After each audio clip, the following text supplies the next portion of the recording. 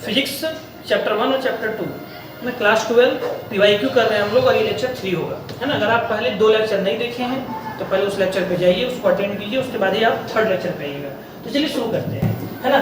तो बच्चों पहला सवाल जो है इसका फर्स्ट सवाल,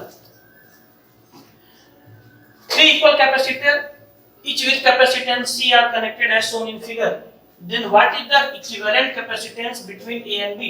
पूछ रहा है कि देखिए एक फिगर दिया हुआ है हमारे पास और इस फिगर में हमको A और B के बीच की कुल धारिता बतानी है। कुल धारिता देखो, इसके लिए आपको पोटेंशियल मेथड यूज करने आना चाहिए, विभव मेथड। आपको क्या करना है, देखो ध्यान से समझो। V जो होता है तभी बर्बाद होगा जब उसको C मिलेगा, जब तक C नहीं मिलेगा V बर्बाद नहीं होगा। V की क्षति होती है ना।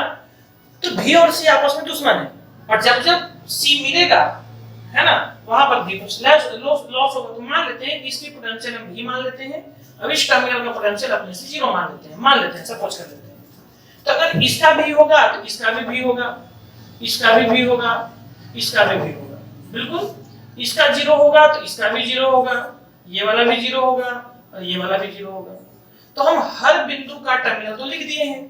अगर हम इसको अच्छे से सॉल्व करके देखें, हर बिंदु का टर्मिनल अगर हम सॉल्व करके देखें तो एक V है और एक 0 है। मान लो हम इस टर्मिनल को कह देते हैं, जहां पर A बिंदु है इसका टर्मिनल है V, वोल्टेज है V, जहां पर B बिंदु है इसका वोल्टेज है 0 वोल्ट।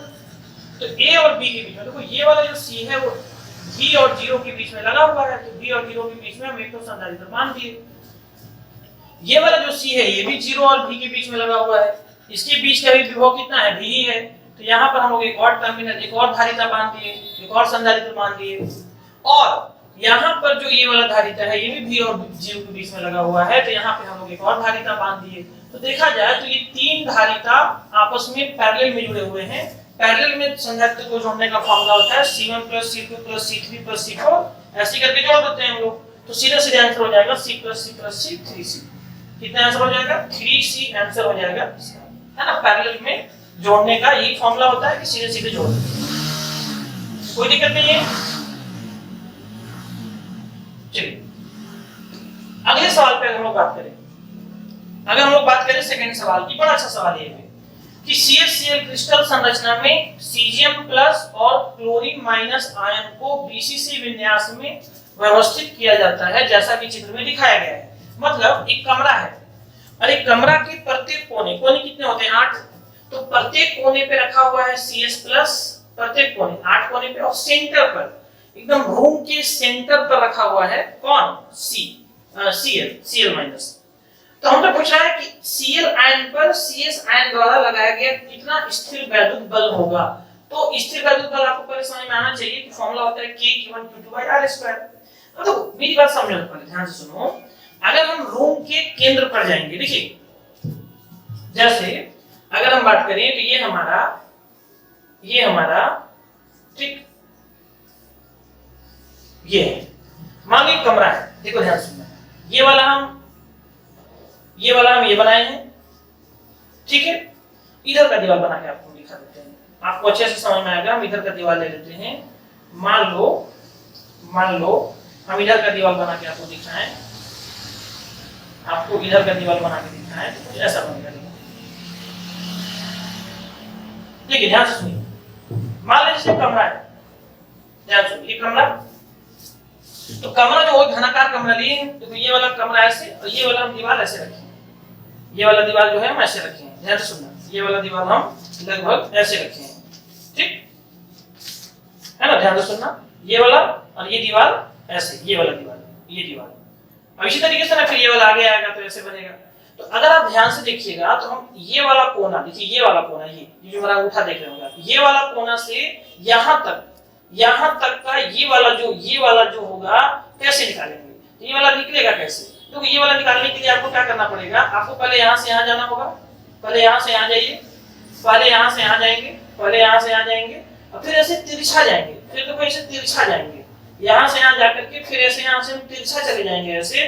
तो यहाँ हमको मिल जाएगा ये कोना की, मतलब ये हमको डायगोनल की लंबाई मिल जाएगी। देखो किसी भी घन में 2 प्रकार के डायगोनल होते हैं, एक फेस डायगोनल होता है, मतलब एक फेस का डायगोनल होता है, फेस का, और एक होता है बॉडी डायगोनल। बॉडी डायगोनल मतलब जो घन के एकदम केंद्र से होके जाता है। तो आप अगर सीधे सीधे ध्यान रख सकते हैं तो बड़ी अच्छी बात है। तो अगर हम फेस बनाए एक तो एक फेस ए है एक तो फेस कितना है, ए है। अगर हमको कोई पूछे कि फेस डायगोनल कितना है, तो फेस डायगोनल हम सीधे सीधे बता देंगे, a square plus a square Pythagoras theorem से, तो हो जाएगा अंडर रूट 2a स्क्वायर, और 2a स्क्वायर का हो जाएगा अंडर रूट 2a। तो अंडर रूट 2a जो है ये फेस डायगोनल है, लेकिन हम तो बोल रहे हैं कि नहीं, हमको यहाँ से यहाँ तक पहुँचना है, हमको यहाँ से लेके यहाँ तक चाहिए, ये वाला, ये है बॉडी डायगोनल जो केंद्र से होके जा रहा है। मतलब ये वाला जो दीवार है और ये वाला दीवार है, तो इसके कोने से इस कोना तक जो पहुंचेंगे, ये जो होगा ये है बॉडी डायगोनल। तो बॉडी डायगोनल के लिए क्या करेंगे, पहले देखो हम यहाँ से देखिए ध्यान से, हम यहाँ से यहाँ चले गए, यहाँ से यहाँ चले गए, और फिर हम बोल रहे हैं कि एक तो हम लेंगे फेस डायगोनल, एक तो लेंगे हम भुजा, एक तो लेंगे हम, कैसे निकलेगा बॉडी डायगोनल हमारा, ध्यान से सुनना, एक तो निकले आधार ले लेंगे, एक तो ये ले लेंगे, और एक तो आपका ये वाला रूट 2a हो जाएगा। ये एक तो लेंगे फेस डायगोनल, एक तो लेंगे फेस डायगोनल रूट 2a, और एक तो लेंगे a, तब जाकर ये आएगा रूट 3। अगर आपको बहुत ज्यादा दिक्कत हो रहा है तो आप सीधे सीधे याद रख सकते हैं कि किसी भी घन में बॉडी डायगोनल कितना होता है, बॉडी डायगोनल होता है ना, रूट 3a, कितना, रूट 3a, और फेस डायगोनल कितना होता है, तो फेस डायगोनल याद कर लेना बाबू, रूट 2a, कितना, रूट 2a। अब यहाँ से सवाल बनाना आसान होगा, अब यहाँ से सवाल बनाना आसान होगा, तो हमको क्या करना है, हमको ये करना है कि CL तो केंद्र पर है, तो ये पूरी लंबाई है, कंप्लीट पूरी लंबाई। अगर हम ये पूरी लंबाई यहाँ से लेके यहाँ तक देखें तब ना रूट 3a होगा, यहाँ से आधी लंबाई अगर हम देखें तो हो जाएगा रूट 3a/2, ये वाला भी कितनी हो जाएगी, रूट 3a/2। तो हर जगह क्लोरीन जो है वो रूट 3a/2 लंबाई पर है, बस अब हो गया फॉर्मूला। तो टोटल 8 है, टोटल कितने हैं, 8 टोटल काम कर रहे हैं। तो हम फॉर्मूला क्या लगाएंगे, पहले हम 2 का निकाल लेते हैं, एक CS प्लस और एक Cl माइनस के बीच में, इसका आवेश E मान लो, इसका आवेश E मान लो, दोनों का आवेश E दिया हुआ है, एक प्लस एक माइनस, तो E आवेश दिया हुआ है, तो फॉर्मूला लिखेंगे 1/4 पाई एप्सिलॉन नॉट, है ना, Q1 Q2, तो E गुना E हो जाएगा, बटा R स्क्वायर की जगह हम कितना लिखेंगे, रूट 3/2a स्क्वायर, ये भुजा है, इतना हो जाएगा। तो अगर हम इसको सॉल्व करेंगे तो ये हो जाएगा 1/4 पाई एप्सिलॉन नॉट, ऊपर में तो E स्क्वायर हो जाएगा और नीचे में हो जाएगा रूट 3 गुना रूट 3, 3 हो जाएगा, तो 3a स्क्वायर बटा 4, ये 4 प्लस के ऊपर जाएगा तो हो जाएगा 1/4 पाई एप्सिलॉन नॉट, ये 4 प्लस के ऊपर जाएगा तो हो जाएगा 4e स्क्वायर बटा 3a स्क्वायर। ये एक ठोका है, ऐसे ऐसे कितने हैं, 8 हैं, ऐसे ऐसे कितने हैं, 8 हैं। तो अगर हम इसको 8 से गुना कर दें तो 8 चौका 32 हो जाएगा। तो फॉर्मूला हमारा बन रहा है 1/4 pi epsilon not 32e square बटा 3a स्क्वायर, 32e स्क्वायर बटा 4a स्क्वायर हमारा आंसर बनेगा। एक का इतना आएगा, एक का इतना आएगा, उसको 8 से गुना कर देंगे तो ये हमारा आंसर बनेगा। तो ऑप्शन कौन सा करेक्ट है, ऑप्शन हमारा करेक्ट है ऑप्शन नंबर सी। बहुत अच्छा सवाल था, ये बहुत अच्छा सवाल था, आप इसको जरूर देखिएगा एक बार अच्छे से, ठीक है। अगले सवाल पे आते हैं। What is the angle between electric field and equipotential surface. Equipotential surface उसको कहते हैं समविभव पृष्ठ, वैसा पृष्ठ जहां हर जगह विभव बराबर होता है उसको हम कहते हैं समविभव पृष्ठ। समविभव पृष्ठ और इलेक्ट्रिक फील्ड के बीच में हमेशा 90 डिग्री का कोण बनता है। ये तो एक कैरेक्टर भी होता है, ये तो एक प्रॉपर्टी भी होता है सम इक्विपोटेंशियल सरफेस का, समविभव पृष्ठ का, है ना। जैसे मान लो अगर हम प्लस q चार्ज से, है ना, प्लस q चार्ज से हम r दूरी पर जाए, अब r दूरी पर जाकर के गोला बना ले, गोला, तो हर जगह पर यहाँ पर निकालो तो भी kq/r होगा, यहाँ पर निकालो तो भी kq/r होगा, हर जगह विभव का मान, हर जगह विभव का मान बराबर होगा। इसीलिए ये बोला भी जाता है कि किसी प्लस q आवेश का समविभव पृष्ठ कैसा होता है, गोला होता है। किसी प्लस q आवेश का समविभव पृष्ठ कैसा होता है, गोला होता है। ये कई बार बोला भी जाता है।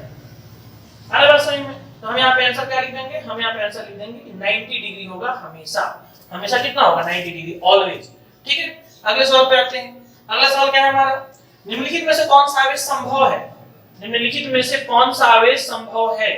तो ये तो चेक करना पड़ेगा कौन सा आवेश संभव है, चेक करके देख लेते हैं। n का मान निकालिए।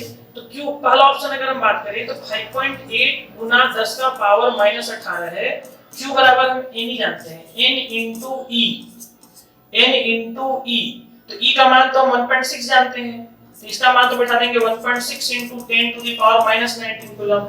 अब तुम नॉर्मली सोचो कि 16 से 58 कटेगा पूरा पूरा, क्या 58 16 वो 10 का पावर से मतलब नहीं है, 16 से 58 कटना चाहिए पूरा पूरा, सिंपल बात है।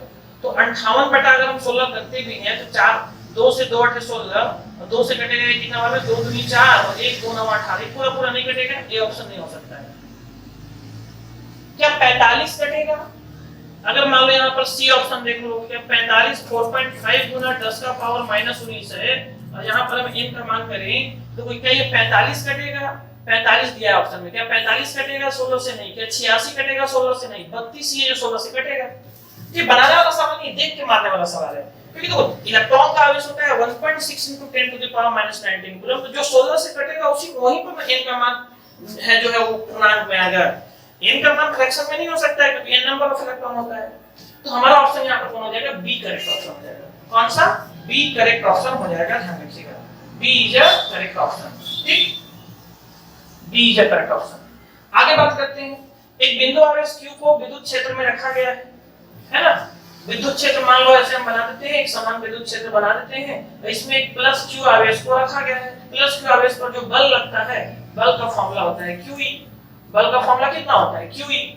प्लस आवेश रहेगा तो इलेक्ट्रिक फील्ड की दिशा में ही बल लगेगा, माइनस आवेश रखेगा इलेक्ट्रिक फील्ड की विपरीत दिशा में बल लगेगा। तो ऑप्शन कौन सा हो जाएगा? Q × E। बल ही तो पूछा है हमसे। फिर पूछ रहा है प्रत्येक धारिता C के 3 संधारित्र समांतर कनेक्शन से जोड़े गए हैं। 3 ठोस संधारित्र है जिसको समांतर में जोड़ दिया गया है, और समांतर में जोड़ने पर फॉर्मूला होता है, फॉर्मूला क्या होता है? सीधे सीधे जोड़ दो तो C + C + C 3C। Answer क्या हो जाता है? 3C। ये ऑप्शन हो जाएगा। ठीक है, गॉसियन सतह, ये बड़ा अच्छा सवाल है, ये बड़ा अच्छा सवाल है। इसमें डाटा बड़ा समझना है, बड़ा डाटा रोचक है, ध्यान सुनना। गॉसियन सतह जो 3 आवेशित कणों को निर्वात में घेरता है के लिए विद्युत फ्लक्स आपको निकालना है। ठीक है, Q1 Q2 और Q3। देखिए गोला है हमारे पास, ध्यान से सुनना। हमारे पास एक गोला है और उस गोला के अंदर 3 आवेश है, मान लेते हैं 3 आवेश है जो सेंटर पर है। कितना कितना आवेश रखा हुआ है जी? -14 नैनो कूलम, -14 नैनो कूलम, और कितना दिया है जी? 78.85 नैनो कूलम, और एक दिया हुआ है -56 नैनो कूलम, -56 नैनो कूलम। अगर हम दोनों माइनस वाले को अगर हम जोड़ें, दोनों माइनस वाले को अगर हम जोड़ें तो दोनों माइनस वाला जुड़ के 14 और 56 70 होता है, और 70 जो है वो 78 से घटेगा तो 8.85 इसके अंदर है। तो सीधे सीधे हम बोल देते हैं कि इसके अंदर जो टोटल आवेश है वो कितना है? 8.85 है। अब ध्यान सुनना, 8.85 आपको याद आ रहा होगा एप्सिलॉन नॉट का मान से ऐसे ही तो होता है। तो अगर हम बोले कि इतना आवेश रखा हुआ है, इतना कूलम का आवेश रखा हुआ है, तो इससे विद्युत फ्लक्स कितना होगा? तो गॉस का नियम I = Q inside बटा एप्सिलॉन नॉट। Q inside का मान कितना दिया हुआ है? 8.85। अच्छा, नैनो कूलम है, नैनो कूलम है तो गुना 10 का पावर -9 कर देंगे, बटा एप्सिलॉन नॉट का मान 8.85 गुना 10 का पावर -12। ये कट गया, 10 का पावर -9 और 10 का पावर -12। तो आपको पता होना चाहिए कोई भी चीज अगर बेस सेम है दोनों भाग में है तो पावर क्या होता है? घटता है। तो लिखेंगे -9, ये ऊपर जाएगा तो हो जाएगा +12, है ना? -9 + 12 +3 आएगा। ये काट दो सीधे सीधे काट दीजिए, दोनों पावर माइनस में है तो कटेगा 10 का पावर -9 से 10 का पावर -9 से 10 का पावर -12 कटेगा कितना बार में? 10 का पावर -3 बार में। अब ये ऊपर जाएगा तो हो जाएगा 10 का पावर +3, 10 का पावर +3। ऑप्शन कौन सा आ जाएगा? ए ऑप्शन करेक्ट है। एक समांतर प्लेट वायु संधारित्र की धारिता C होती है। जब इसे 5 विंशवाहक स्थिरांक वाले विंशवाहक से पूरी तरह से भर दिया जाता है तो धारिता में प्रतिशत की कितनी वृद्धि होगी? तो ध्यान से समझो, बहुत आसान सवाल है ये। किसी भी पैरेलल प्लेट कैपेसिटर में, किसी भी पैरेलल प्लेट कैपेसिटर के बीच में अगर हवा है, किसी भी पैरेलल प्लेट कैपेसिटर के बीच में अगर यहाँ पर हवा है, अगर यहाँ पर हवा है तो सीधे सीधे हम C का फॉर्मूला लिखते हैं एप्सिलॉन नॉट A/d। देखिए मान लो अगर मैं कोई मटेरियल भर दे, अगर अंदर में कोई मटेरियल भर दे तो उस मटेरियल का डाइलेक्ट्रिक कांस्टेंट देता है, उस मटेरियल का डाइलेक्ट्रिक कांस्टेंट देता है। यहाँ पर डाइलेक्ट्रिक कांस्टेंट कितना दिया है? 5 दिया है। तो उस समय फॉर्मूला हो जाता है C = epsilon not A/d * OK। K मतलब जो K का मान है, यहाँ पर K का मान दिया हुआ है 5, तो अब हो जाएगा 5, अब यहाँ पर 5 हो जाएगा तो C अब कितना हो जाएगा? C हो जाएगा एप्सिलॉन नॉट A/d * 5, मतलब टोटल हो जाएगा 5, और इसको C लिख देते हैं तो 5C हो गया। मतलब पहले अगर C था, अब हम अंदर में 5 डाइलेक्ट्रिक कांस्टेंट 5 वाला अगर हम कोई मटेरियल अंदर में भर दें, यहाँ पर मटेरियल भर दें तो 5 गुना बढ़ जाएगा। 5 गुना का मतलब कि पहले अगर वो C था तो 5C हो गया, तो 500% इंक्रीज कर जाएगा ना जी। कितना प्रतिशत? 500। पहले कोई चीज 100 थी, अब 500 हो गई, तो 5 गुना इंक्रीज कर गया। तो 100 से 500 हो जाना मतलब 500% इंक्रीज हो गया। एक से पहले एक था, 500 हो गया, तो 500% इंक्रीज कर जा रहा है। कितना प्रतिशत? 500%। तो 500% हमारा आंसर हो जाएगा, है ना। डाइलेक्ट्रिक कांस्टेंट अब इतना भरिएगा, उतना गुना धारिता इंक्रीज कर जाती है। ठीक है, अगला सवाल करते हैं। अगला सवाल क्या है, देखिए ध्यान से। Which one of the following is a unit of electric field? Electric field के दो यूनिट होते हैं, एक होता है न्यूटन प्रति कूलम, एक होता है वोल्ट प्रति मीटर। तो देख लो कौन वाला पूछा है ना। न्यूटन प्रति कूलम, डी ऑप्शन को दिख रहा है साफ-साफ, न्यूटन प्रति कूलम और न्यूटन ऐसे भी लिखा है, डी ऑप्शन करेक्ट है। If an electric dipole is kept in a uniform electric field, uniform electric field, एक समान इलेक्ट्रिक फील्ड में अगर हम कोई डाइपोल रख देते हैं, क्या रख देते हैं?